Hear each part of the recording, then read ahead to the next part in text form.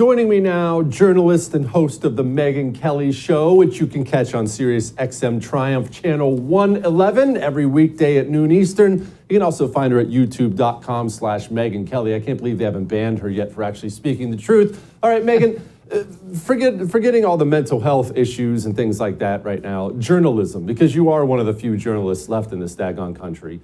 How did it get to such a despicable state where you have headlines like this Reuters article blaming Christians for the shooting? It's gotten to such a state that when someone calls it the enemy of the people, that starts to resonate. They look like the enemy of the people most of the time now, Megyn. They really do. And I don't remember it being like that when I was a kid, but maybe it was. No, they've chosen to lean in. I remember when Trump was saying that during, his campaign, thinking, no. I mean, they're getting there, but no. And now they're really leaning in on it. And it wasn't all during Trump that this happened, but he really exploded it. I mean, him calling out the media on their bias led them to embrace their bias. It happened very rapidly and in a very disturbing way and in a short amount of time. So it was already going this way, Jesse. I mean, I remember years ago, before Trump, maybe 2010, 2011, talking with Bernie Goldberg. Remember, he used to come on and be a media commentator on Fox. And he was talking about sort of the policing of words. It used to be more about the policing of words back then, and where the media would show, like, we're better than you are. We'll tell you how to speak properly so that you're not an offensive person. And the story of the day was you weren't allowed to say the word midget. And Bernie said midget. And I said, you can't say midget. And he said, why not? I'm like, I don't know. Whoever makes the rules now says you can't say that. And he said, midget, midget, midget, midget. Then I had my own experience. You'll appreciate this as my fellow Kelly, where I was doing a hit on Fox and Friends. And I said, and they took him away in the paddy wagon. Turns out you can't say paddy wagon. I'm like, why can't you say paddy wagon? It's offensive to the Irish. In response to which I said, those are my people. We don't get offended at anything. We're impossible to offend. But apparently it's about all the paddies who got drunk and get taken. All right, so those things were all happening, 10, 15 years ago.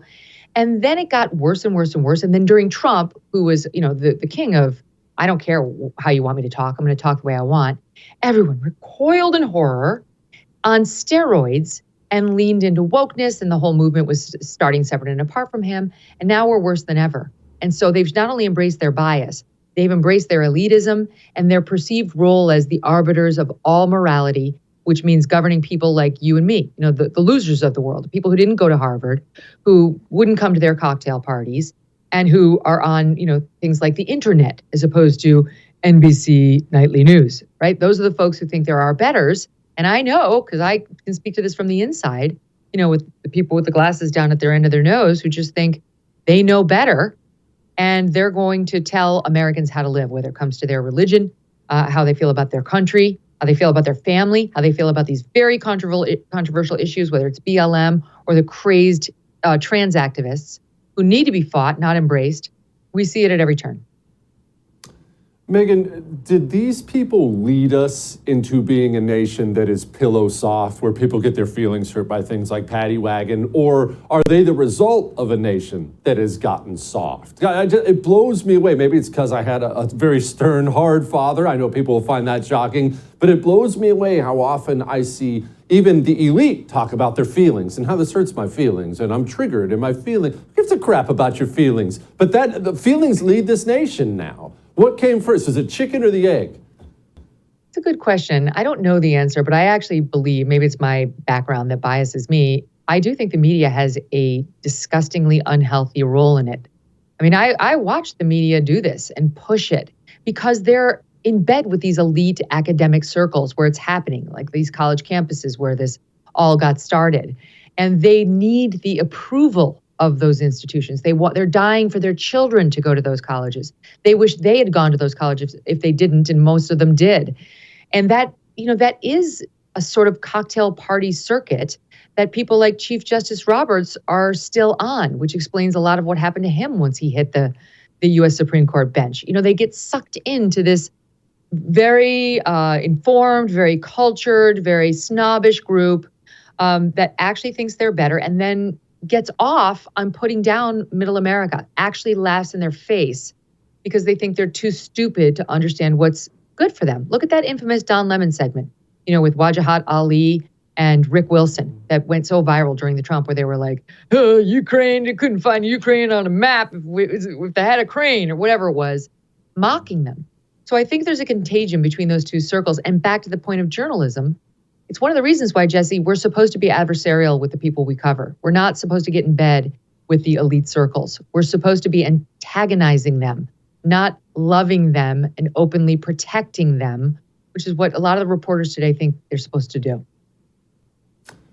Megyn, when I reference things like that Reuters headline, it makes me feel like something terrible is coming, not just from the left, from the right, because societies always seek a balance. I have said this several times. I think there is a right-wing dictator coming in this nation at some point in our future. Not tomorrow, it's not Donald Trump or whatever, but I believe it is coming, because when you continue to attack people the way the media does, eventually you're going to have somebody rise who will say things like, I'm going to arrest that journalist and I'm going to throw him in prison for that opinion. That sounds crazy. It's anti-free speech. And it is crazy and it is anti-free speech. But those words are not going to fall on deaf ears one day, Megyn, because of this level of activism. There will be a response, and probably a horrible one.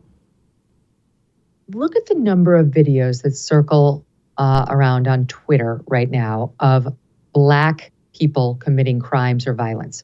Why is that happening at such an alarming rate?